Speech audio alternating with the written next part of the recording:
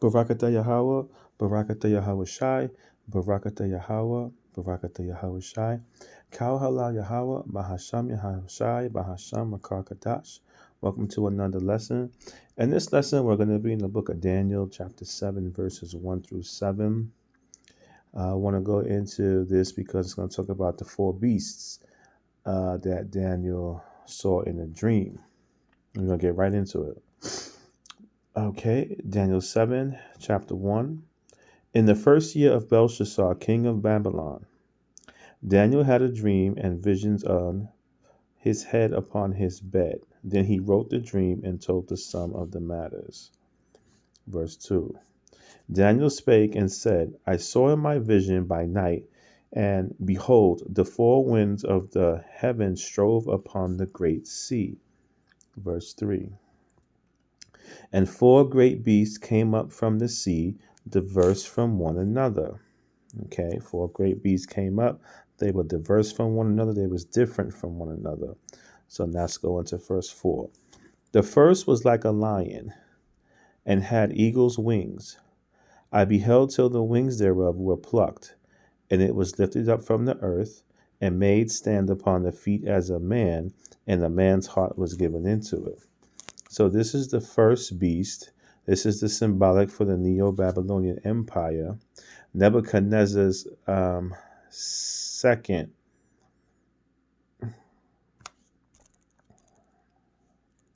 And at this point, his son is dead. And verse 5. And behold, another beast, a second like to a bear, and it raised up itself on one side, and had three ribs in the mouth of it between the teeth of it. And they said thus unto it, Arise, devour much flesh.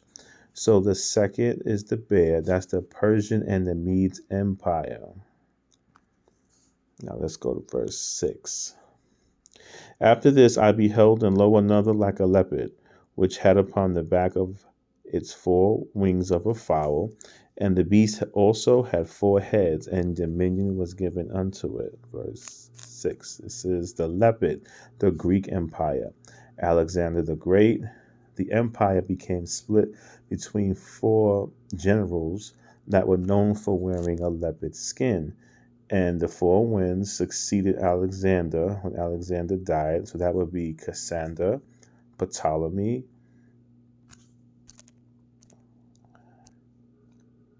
Antiochus, and Seleucus. And then we go down to verse 7.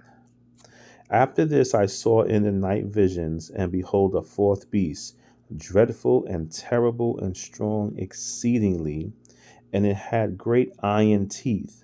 It devoured and brake into pieces, and stamped the residue with the feet of it. And it was diverse from all the beasts that were before it, and it had 10 horns. So the fourth beast is the iron teeth, that is Rome, which is also known as the first triumvirate. It's the reincarnation of the European Union today. You're going to be continuing to verse 8, Daniel chapter 7 and verse 8. I considered the horns, and beheld there came up among them another little horn, before whom there were three of the first horns plucked up by the roots. And behold, in this horn were eyes like the eyes of a man, and a mouth speaking great things. So verse 8, among them another little horn. This is talking about America. This is the reincarnation of the fourth beast. The three that came before it was the British, the French, and the Spanish. And then speaking great things in the last of the verse is talking about America. So we see America, aka Babylon, is in the scriptures. Verse 9. I beheld till the thrones were cast down, and the Ancient of Days did sit, whose garment as white as snow, and the hair on his head like the pure wool. His throne was like the fiery flame, and his wheels as burning fire. So this is talking about the Father and Son, Yahweh, Bahash, Yahweh Shai, symbolic of throne and chariot. And the thrones cast down was Edom. also known as America, land of the Edomites. In verse 10, a fiery stream issued and came forth from before him. Thousands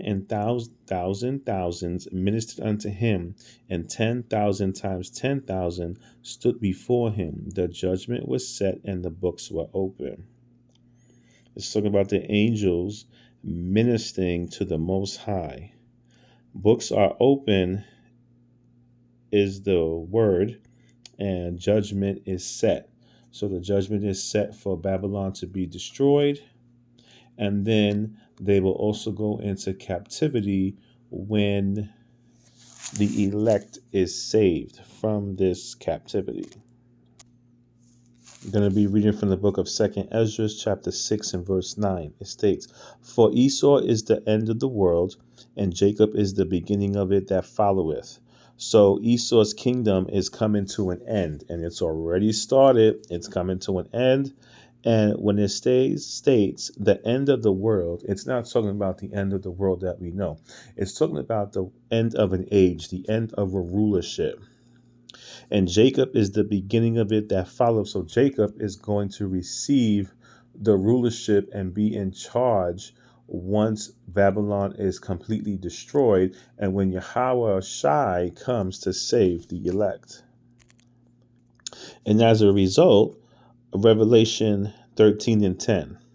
He that leadeth into captivity shall go into captivity. He that killeth with the sword must be killed with the sword. Here is the patience and the faith of the saints. So this is going to be Esau's future. The one that led into captivity, the one that killed with the sword. This is a recompense that they're going to have to go through and follow.